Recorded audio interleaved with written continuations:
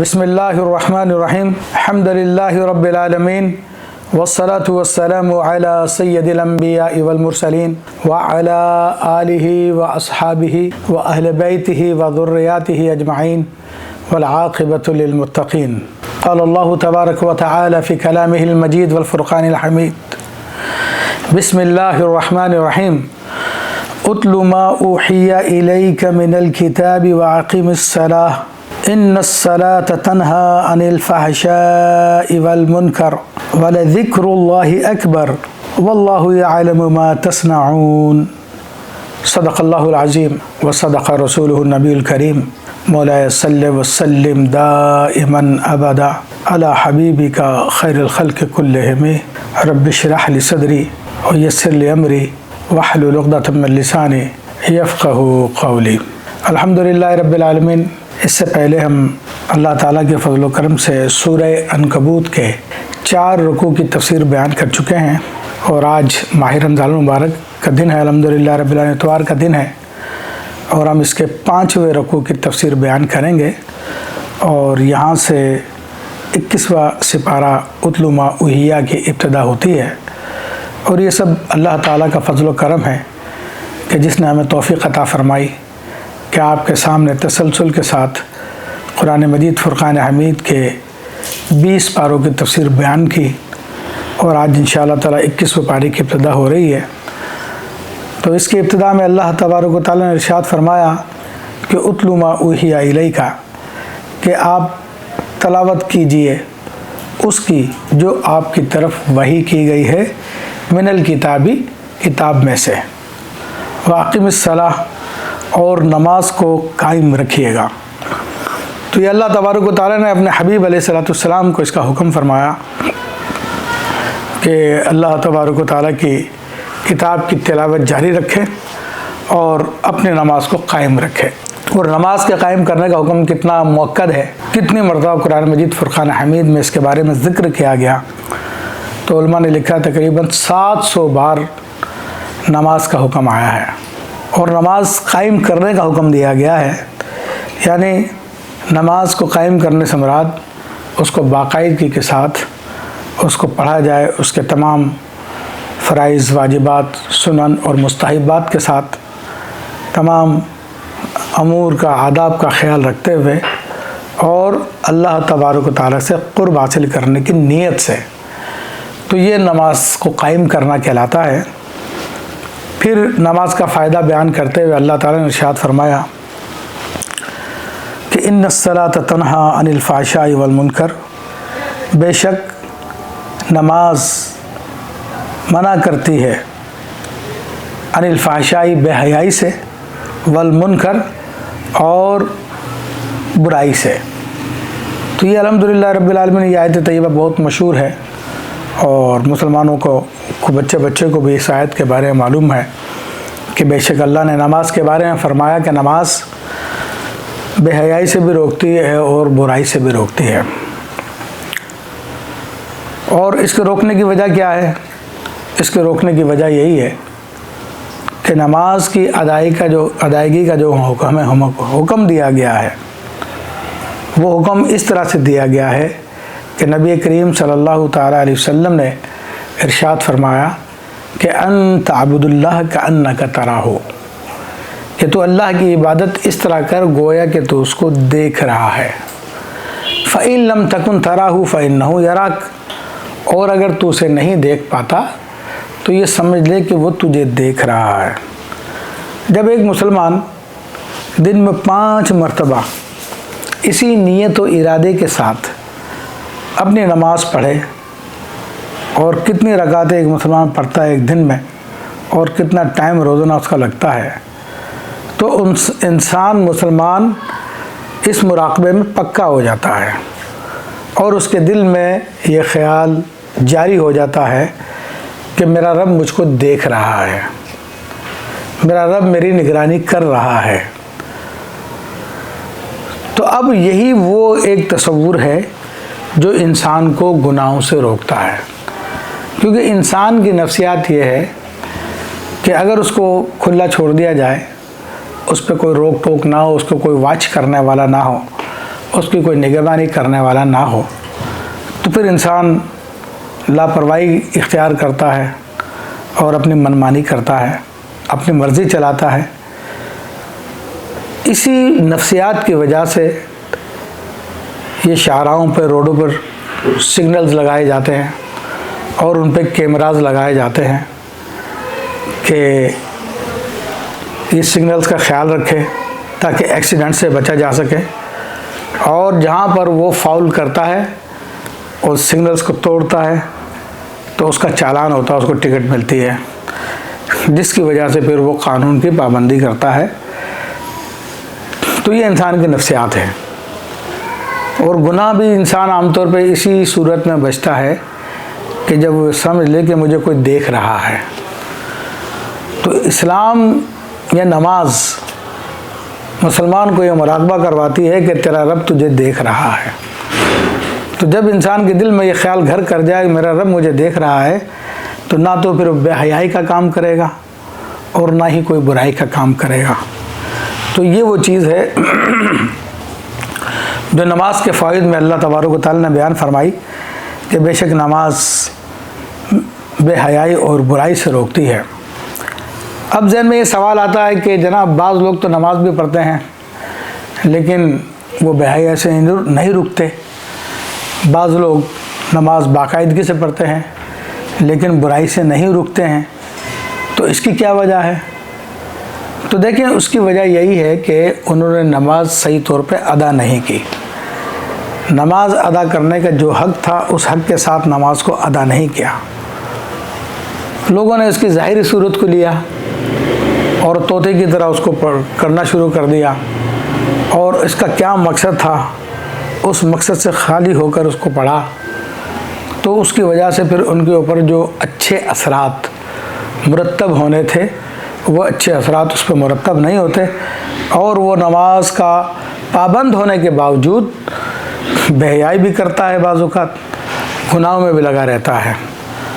تو اللہ کا فرمان اپنی جگہ پر حق ہے، یہ کمزوری ہماری طرف سے ہوتی ہے، لوگوں کی طرف سے ہوتی ہے کہ نماز کو جیسا کہ اس کو ادا کیا جانے کا حق تھا، اس کو قائم کیا جانے کا حق تھا، اس طریقے سے قائم نہیں کیا، اس وجہ سے یہ لوگ برائی میں پڑے ہوئے ہیں۔ پھر اس کے بعد فرمایا وَلَذِكْرُ اللَّهِ اکبر، اور اللہ کا ذکر بہت بڑا ہے۔ تو عزیزان محترم، اس حوالے سے اس کے دو معنی تو بالکل ظاہر ہیں، یعنی ایک معنی تو یہ ہے کہ ہم جو اللہ کا ذکر کرتے ہیں وہ بہت بڑی عبادت ہے،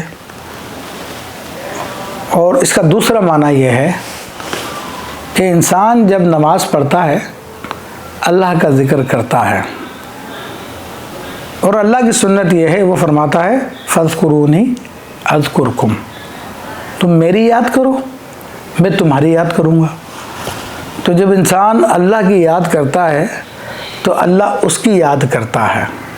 تو جو اللہ اپنے بندے کی یاد کرتا ہے تو وہ ایک بہت بڑا اللہ کا انعام ہے اور بہت بڑا اللہ تعالیٰ کا کرم ہے کہ اللہ اپنے بندے کو یاد کرتا ہے۔ اور پہلا معنی جو میں نے ذکر کیا، یعنی بندہ اللہ کو یاد کرتا ہے، تو یہ بھی بہت عظیم عبادت ہے، اور حدیث شریف میں اس کے اتنے فضائل آئے ہیں، بعض روایات میں تو اسے جہاد سے بھی زیادہ بڑا ثواب قرار دیا گیا ہے۔ اور ایک روایت میں آتا ہے جس کا مفہوم یہ ہے کہ اللہ کے حبیب صلی اللہ تعالیٰ علیہ وسلم نے ارشاد فرمایا، کیا تمہیں میں ایسی بات نہ بتا دوں جو اللہ کے نزدیک بہت پاکیزہ ہے، اللہ کے نزدیک بہت اہم ہے اور بہت ثواب کا باعث ہے، اور وہ اس سے بھی بہتر ہے کہ تم زمین بھر اللہ کی راہ میں سونا چاندی خیرات کرو، اور وہ اس سے بھی بہتر ہے کہ تم جہاد کرو، دشمن سے لڑو، سوائے یہ کہ یا تو تم مارے جاؤ یا دشمن کو مار دو۔ تو صحابہ کرام رضوان اللہ علیہم اجمعین نے عرض کی کہ یا رسول اللہ، صلی اللہ تعالی علیہ وآلہ وسلم وہ کیا چیز ہے؟ تو آپ علیہ الصلوۃ والسلام نے ارشاد فرمایا کہ وہ اللہ کا ذکر ہے۔ اسی طرح ایک صحابی رضی اللہ تعالیٰ عنہ نے آپ علیہ الصلوۃ والسلام کی خدمت میں عرض کی کہ یا رسول اللہ صلی اللہ تعالی علیہ وآلہ وسلم قد کثر علیہ شرائع الاسلام، یعنی یا رسول اللہ صلی اللہ علیہ وسلم اسلام کے احکام تو بہت زیادہ ہیں، تو آپ مجھے کوئی ایسی جامع چیز بتا دیجیے جس پہ میں عمل کروں۔ تو آپ علیہ الصلوۃ والسلام نے فرمایا کہ لا یزال لسانک رطبا بالذکر او کما قال علیہ الصلوۃ والسلام، کہ تیری زبان ہر وقت اللہ کے ذکر سے تر رہے۔ تو عزیزان محترم، یہ اللہ کا ذکر کرنا بہت عظیم عبادت ہے اور تمام عبادتوں کی اصل بھی ہے، حتیٰ کہ جتنی بھی عبادتیں ہم کرتے ہیں ان کا مقصد یاد الہی ہے۔ نماز کا بھی مقصد اللہ نے قرآن میں یہی بیان فرمایا کہ اقیم الصلاۃ لذکری، تم میری یاد کے لیے نماز پڑھو۔ تو اس لیے فرمایا کہ ولا ذکر اللہ اکبر، اور ضرور اللہ کا ذکر سب سے بڑا ہے۔ واللہ یعلم ما تصنعون، اور اللہ خوب جانتا ہے جو تم کرتے ہو، یعنی اللہ تبارک و تعالیٰ تمہارے تمام اعمال سے باخبر ہے، جو تمہارے ڈھکے ہوئے اعمال ہے، چھپے ہوئے اعمال ہے، جو تمہارے ظاہری اعمال ہے، تو اللہ تعالیٰ ہر چیز کو جانتا ہے۔ اور اس کے اندر ذکر خفی کی طرف بھی اشارہ کیا گیا کہ یعنی اللہ کے ذکر کی بعض صورتیں تو وہ ہوتی ہیں کہ جو سمجھ میں آتی ہیں، نظر بھی آتی ہے کہ زبان چل رہی ہوتی ہے انسان کی، اور انسان اپنے عمل کے ذریعے، جسم کے ذریعے اللہ کے ذکر کا اظہار کرتا ہے۔ اور بعض اذکار وہ ہوتے ہیں جو ذکر خفی کہلاتے ہیں، جو انسان دل ہی دل میں کر رہا ہوتا ہے، تو اس کو بھی اللہ تعالیٰ جانتا ہے۔ اس لیے اللہ نے فرمایا کہ اور اللہ جانتا ہے وہ جو تم کرتے ہو، یعنی کھلم کھلا کرتے ہو، چھپ چھپ کے کرتے ہو، جس طرح سے بھی اللہ کا ذکر کرتے ہو اللہ اس کو جانتا ہے۔ فرمایا کہ وَلَا تُجَادِلُوا أَهْلَ الْكِتَابِ إِلَّا بِالَّتِي هِيَ أَحْسَنُ، اور ارشاد فرمایا کہ اے مسلمانوں، اہل کتاب سے صرف عمدہ طریقے سے بحث کرو، کیونکہ اہل کتاب سے مراد یہود و نصارہ ہیں، اور یہ بھی کتاب کو ماننے والے ہیں۔ اور نبی علیہ الصلوۃ والسلام جب ہجرت فرما کے مدینہ طیبہ تشریف لے گئے تو وہاں پر یہود تھے، اور پھر نجران سے اور دیگر علاقوں سے عیسائی بھی آتے تھے، وہ گفتگو بھی کرتے تھے۔ تو اللہ تبارک و تعالیٰ نے مسلمانوں کو ہدایت کی کہ اہل کتاب سے اچھے طریقے سے دلائل کے ساتھ گفتگو کرو، تاکہ ان کو تمہاری بات سمجھنے میں آسانی ہو جائے۔ اور یہ اسلام کا طریقہ بھی ہے کہ ادعو الی سبیل ربک بالحکمۃ والموعظۃ الحسنہ، کہ تم اللہ کی طرف، اللہ کے راستے کی طرف اچھے طریقے سے، اچھی نصیحت کے ذریعے لوگوں کو بلاؤ۔ الا الذین ظلموا منہم، ما سوا ان کے جو ان میں سے ظالم ہیں۔ ہاں، ان میں سے بعض وہ ہیں کہ جو سننے کے لیے تیار نہیں ہیں، لڑنے کے لیے تیار رہتے ہیں ہر وقت، تو ان کے ساتھ کیا بات کی جائے، ان کو تو ماننا ہی نہیں ہے۔ تو فرمایا کہ سوا ان کے باقی سب سے اچھے طریقے سے بات چیت کرو، ان کو سمجھاؤ۔ وَقُولُوا آمَنَّا بِالَّذِي أُنزِلَ إِلَيْنَا، اور تم کہو کہ ہم ایمان لائے اس ذات پر کہ جس نے ہم پر بھی نازل کیا، یعنی مسلمانوں سے کہا جا رہا ہے کہ اہل کتاب سے اچھے طریقے سے گفتگو کرنے کا طریقہ کار کیا ہے کہ تم کہہ دو کہ ہم تو اس خدا پہ ایمان رکھتے ہیں کہ جس نے ہم پر بھی قرآن پاک نازل کیا، ہمارے نبی علیہ الصلوۃ والسلام پر، وَأُنزِلَ إِلَيْكُمْ، اور اس نے تمہاری طرف بھی نازل کیا، یعنی تمہارے نبی پہ بھی نازل کیا۔ حضرت سیدنا موسیٰ علیہ السلام، عیسیٰ علیہ السلام، داؤد علیہ السلام اور دیگر انبیاء پہ صحائف نازل کیے، تو ہم تو اس پہ بھی ایمان رکھتے ہیں۔ یہ سب نبی بھی ہمارے نبی ہیں، ان کی کتابیں بھی ہماری کتابیں ہیں، اس پہ بھی ایمان رکھتے ہیں۔ اور ساتھ میں یہ بھی کہہ دو وَإِلَٰهُنَا وَإِلَٰهُكُمْ، کہ ہمارا خدا اور تمہارا خدا واحد ایک ہے، کوئی الگ الگ نہیں ہے۔ یعنی جس کو جو ہمارا خدا ہے، جو کائنات کا خالق ہے، مالک ہے، تو تم بھی اسی کو کائنات کا خالق و مالک سمجھتے ہو۔ البتہ تمہارے بعض لوگوں نے اس میں کچھ اضافے کر لیے ہیں، اور کسی نے یہودیوں میں سے بعض لوگوں نے کہا کہ حضرت عزیر علیہ السلام اللہ کے بیٹے ہیں، عیسائیوں میں سے بعض لوگوں نے کہا کہ حضرت عیسیٰ علیہ السلام اللہ کے بیٹے ہیں، اور آج کل عیسائیوں میں تو عام طور پہ یہی نظریہ پایا جاتا ہے جسے تثلیث کا نظریہ کہتے ہیں، ٹرینٹی کہتے ہیں، تین خداؤں کے قائل ہے۔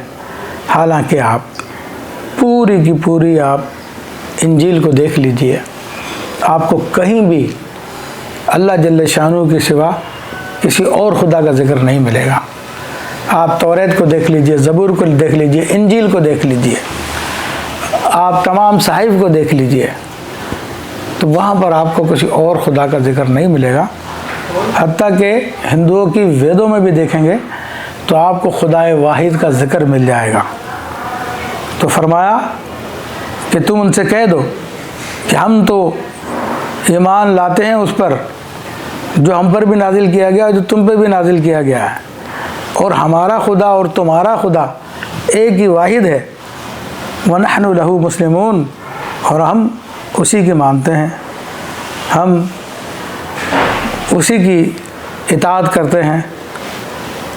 وَكَذَلِكَ أَنزَلْنَا إِلَيْكَ الْكِتَابَ، اور اسی طرح ہم نے آپ پر بھی کتاب نازل کی۔ ابھی براہ راست رسول اللہ صلی اللہ علیہ وسلم سے فرمایا جا رہا، یعنی جس طرح دیگر انبیاء کرام پہ کتابیں نازل کی گئی، تو اسی طرح نبی علیہ الصلوۃ والسلام پہ بھی کتاب نازل کی گئی۔ فَالَّذِينَ، پس وہ لوگ، آتَيْنَاهُمُ الْكِتَابَ يُؤْمِنُونَ بِهِ، کہ جن کو ہم نے کتاب عطا کی، یعنی ماضی میں، تو وہ بھی اس کتاب پر ایمان رکھتے ہیں۔ تو اب یہ یہود اور نصارہ کے، عیسائیوں کے اس گروہ کے بارے میں بات کی جا رہی ہے کہ جو جب نبی علیہ الصلوۃ والسلام نے اسلام کی دعوت دی اور ان کو اللہ کا کلام پیش کیا، تو ان لوگوں نے اللہ کے کلام کو مان لیا اور اس پر ایمان لے آئے۔ تو ان لوگوں کی طرف اشارہ کیا جا رہا ہے کہ جو ہم نے آپ پہ قرآن نازل کیا ہے، تو اس پر یہ عیسائی بھی یقین رکھتے ہیں، یہودی بھی یقین رکھتے ہیں، ان میں سے سارے تو نہیں لیکن بعض لوگ مسلمان ہوئے۔ وَمِنْ هَؤُلَاءِ مَن يُؤْمِنُ بِهِ، اور ان میں سے بھی بعض وہ جو ایمان رکھتے ہیں۔ اب یہاں پہ ان میں سے بھی سے مراد کفار مکہ ہے، مشرکین ہیں، کیونکہ مشرکین میں سے بھی بہت لوگ مسلمان ہوئے اور سرکار دو عالم صلی اللہ علیہ وسلم کے حلقہ ارادت میں داخل ہو گئے، آپ کے حلقہ رسالت میں داخل ہو گئے، آپ پر ایمان لے آئے۔ تو اللہ تعالیٰ نے ان کی طرف بھی اشارہ کر دیا کہ ان میں بھی بہت لوگ ہیں۔ فرمایا کہ وَمَا يَجْحَدُ بِآيَاتِنَا إِلَّا الْكَافِرُونَ، اب ان کے بارے میں بتایا جا رہا ہے کہ جو لوگ باقی رہ گئے تھے، جنہوں نے جو اس پہ ایمان نہیں لے کے آئے، تو اللہ نے فرمایا کہ یہ تو کافر لوگ ہیں جو انکار کرتے ہیں ان آیتوں کا، باقی جو ایماندار تھے انہوں نے قبول کر لیا۔ اب ان لوگوں کے بارے میں بتایا جا رہا ہے کہ جن لوگوں نے اس کتاب کا انکار کیا، ان کے حوالے سے وضاحت کی جا رہی ہے کہ اس کتاب کے انکار کرنے کی تو کوئی وجہ ہے نہیں ہے۔ یہ کتاب تو اللہ کی نازل کردہ ہے، اللہ تبارک و تعالیٰ نے حبیب علیہ الصلوۃ والسلام پہ وحی فرمائی ہے، اور حبیب علیہ الصلوۃ والسلام نے اپنی طرف سے تو نہیں لکھی، نہ کسی سے سیکھی ہے، کیونکہ نبی کریم صلی اللہ تعالیٰ علیہ وسلم کی ساری حیات طیبہ جو ایک کھلی کتاب ہے، جس کو مسلمان، غیر مسلم سبھی لوگ پڑھتے ہیں، مستشرقین نے پڑھا اور اس بات کی گواہی دی کہ رسول اللہ صلی اللہ علیہ وسلم نے کسی انسان سے کبھی لکھنا پڑھنا نہیں سیکھا، نہ آپ کسی اہل کتاب کے علماء کے پاس بیٹھے کہ جن سے آپ اہل کتاب کی باتیں معلوم کر لیتے ہیں۔ تو یہ تو اللہ تعالیٰ کی طرف سے وحی کردہ ہے، اور یہ ہزار سی بات ہے کہ کوئی شخص اپنے کسی کے پاس پڑھنے کے لیے نہیں گیا، جس نے لکھنا نہیں سیکھا، پڑھنا نہیں سیکھا، پھر وہ ایسی تمام کی تمام باتیں بیان کرے، تو یہ اس کی طرف سے تو نہیں ہو سکتی، یہ تو اس کی طرف سے ہو سکتی ہے جو کائنات کا خالق ہے، مالک ہے۔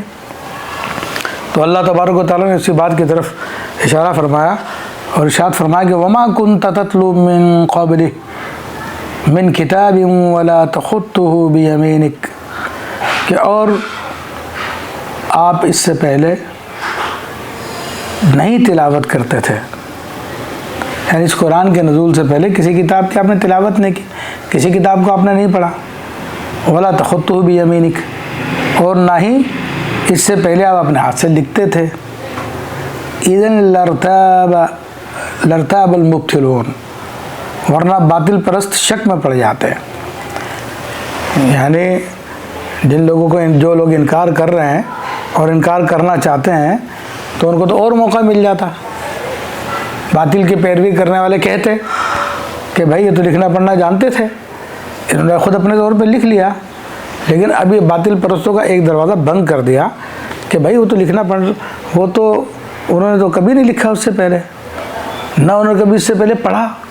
یہاں پر دیکھیں قرآن کے الفاظ میں بڑی حکمت ہے کہ نہ کبھی انہوں نے پڑھا، نہ کبھی پڑھتے تھے وہ، اور نہ وہ لکھتے تھے۔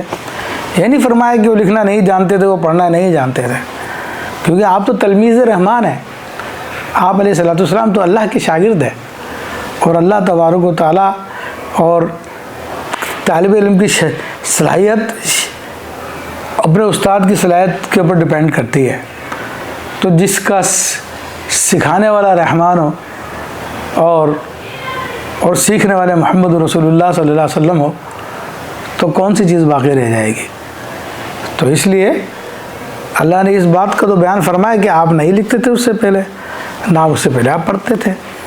ہاں جب قرآن نازل ہوا اس کے بعد پھر آپ نے اپنی ان صلاحیتوں کو بھی ظاہر فرمایا، اور آپ علیہ السلام نے لکھا بھی، اور آپ علیہ السلام نے پڑھا بھی، الحمدللہ رب العالمین۔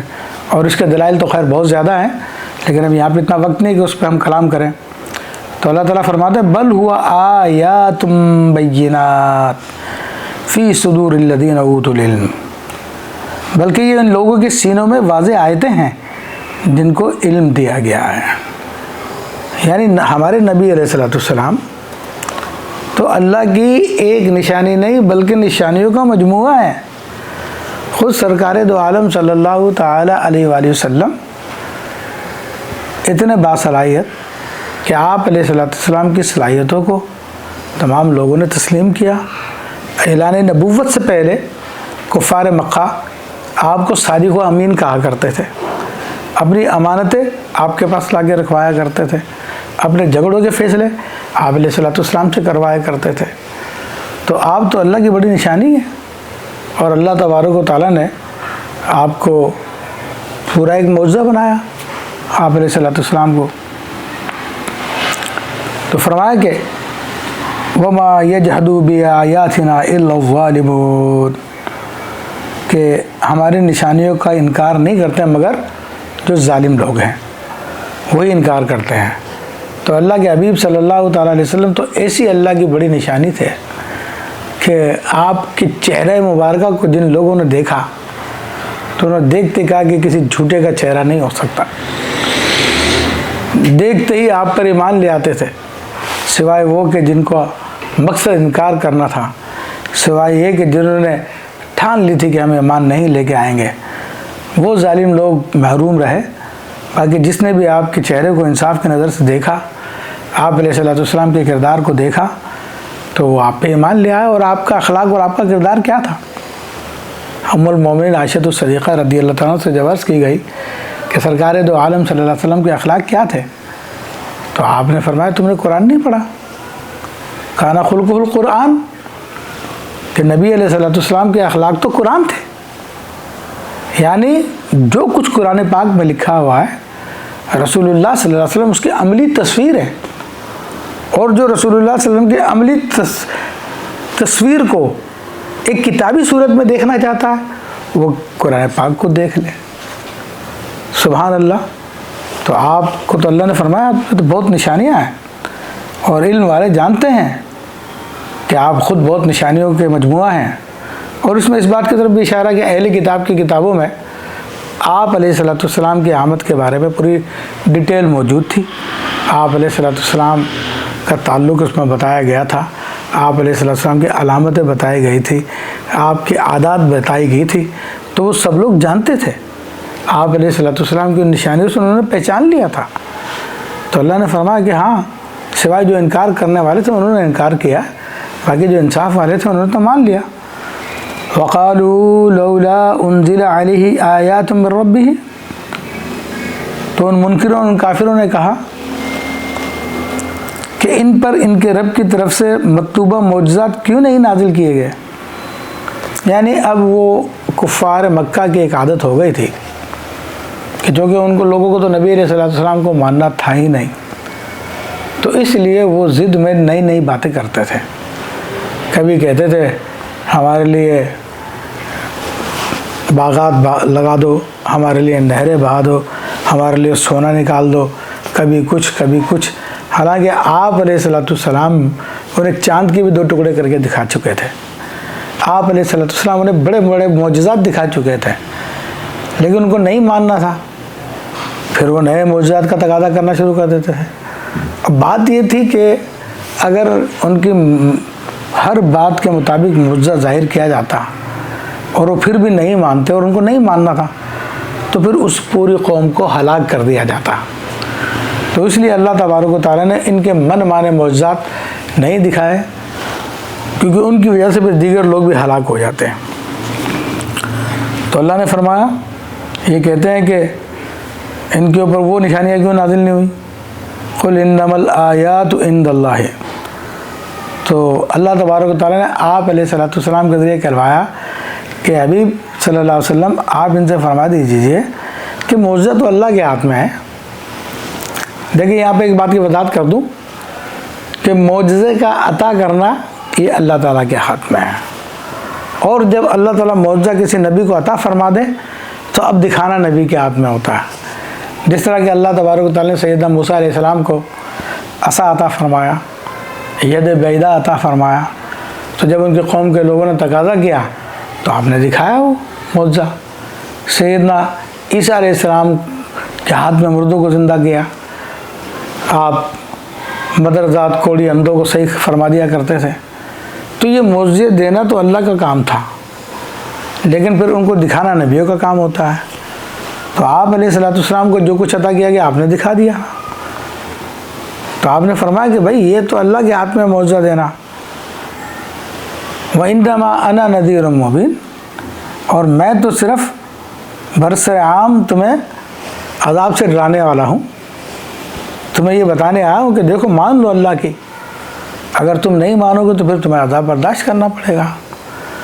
اور جہاں تک معجزات دکھانے کا تعلق تھا، میں اللہ کا نبی ہوں، اس پہ میں دلیل قائم کر چکا ہوں، تمہیں میں مختلف معجزات دکھا چکا ہوں۔ اب تمہاری ہر دھرمی ہے، تم ہر بات میں معجزہ مانگتے ہو، تو وہ تو تمہیں نہیں دکھایا جائے گا، ورنہ تمہاری وجہ سے یہ دیگر لوگ بھی ہلاک ہو جائیں گے۔ یہ حکمت میں بیان کر رہا ہوں میں۔ تو آپ کے ذریعے ان کو کھلم کھلا سنا دیا گیا، جواب دے دیا گیا کہ آپ ان سے فرما دیجیے میں تو اللہ کی طرف سے ڈر سنانے کے لیے آیا ہوں۔ اولم یکفہم انا انزلنا علیک الکتاب یتلی علیہم، فرمائے کیا ان کے لیے یہ معجزہ کافی نہیں ہے کہ ہم نے آپ پر الکتاب نازل کی ہے؟ یعنی خود قرآن مجید ایک ایسا معجزہ ہے جو رہتی دنیا تک باقی ہے۔ دیگر انبیاء کے معجزات آئے ہیں، مگر وہ انبیاء کے معجزات ختم ہو گئے، لیکن رسول اللہ صلی اللہ علیہ وسلم کو جو معجزہ عطا فرمایا گیا قرآن پاک، یہ رہتی دنیا تک قائم و دائم ہے اور ہر زمانے کے لیے معجزہ ہے۔ چونکہ اس زمانے میں عربوں کو اپنے کلام پہ بڑا ناز تھا،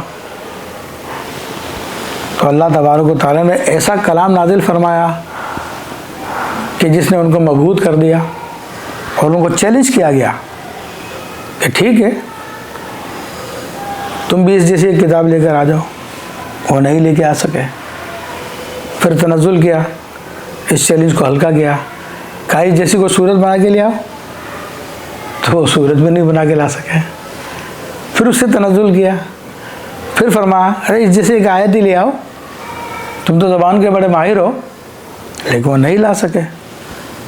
تو یہ قرآن تو خود بہت بڑا معجزہ ہے۔ پھر قرآن کے اندر اور مستقبل کی باتیں تھی جو قرآن نے اس زمانے کے اعتبار سے خبر دی تھی، اور کفار مکہ نے اس کو ہو بہو قرآن کے مطابق ہوتا ہوا دیکھا۔ تو اس لیے اللہ تبارک و تعالیٰ نے فرمایا کہ کیا ان کے لیے کافی نہیں ہے کہ ہم نے آپ پر ایک کتاب نازل کی ہے جس کی تلاوت کی جاتی ہے، تمہیں ان کو پڑھ کے سنایا جاتا ہے۔ ان فی ذلک لرحمہ، بے شک اس کتاب میں یا اس کتاب کو نازل کرنے میں ان لوگوں کے لیے بڑی رحمت ہے۔ وذکریٰ لقوم یؤمنون، اور ایمان لانے والوں کے لیے ضرور نصیحت بھی ہے اس میں، تو رحمت بھی ہے، نصیحت بھی ہے۔ تو اب قرآن پاک ایسی عظیم نصیحت ہے کہ جس کو پڑھ کے الحمدللہ کتنے گمراہ لوگ ہدایت پر آ رہے ہیں، کتنے لوگ اپنی آخرت کو، اپنی دنیا کو سنوار رہے ہیں۔ آج دنیا بھی اس سے ہدایت لے رہی ہے قرآن پاک سے۔ تو نبی علیہ الصلوۃ والسلام کو تو وہ معجزہ عطا فرمایا گیا کہ جو قیامت تک جاری و ساری ہے، اور آج چونکہ آپ کی نبوت رسالت بھی قیامت تک کے لیے ہے، تو اس لیے آپ کا یہ معجزہ بھی ہر زمانے میں لوگوں کو حیران کرتا رہے گا اور آپ کی نبوت پہ دلالت کرتا رہے گا۔ اور آج جو سائنس کا دور ہے، اس سائنس کے دور میں بھی قرآن مجید ہی سب سے آگے ہے اور سائنسدانوں کو بھی حیران کر رہی ہے۔ تو اس میں اللہ تبارک و تعالیٰ نے یہاں پہ سورہ عنکبوت کی ان آیات میں الحمدللہ قرآن کی حقانیت کو بیان کر دیا، اور یہاں پہ اللہ کے فضل و کرم سے ہمارا 5واں رکوع مکمل ہو گیا ہے۔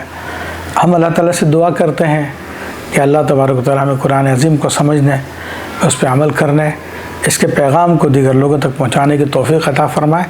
انشاءاللہ اللہ کی توفیق شامل حال رہی تو اگلی اتوار کو پھر اس کے 6 رکوع کی تفسیر آپ کے سامنے پیش کی جائے گی۔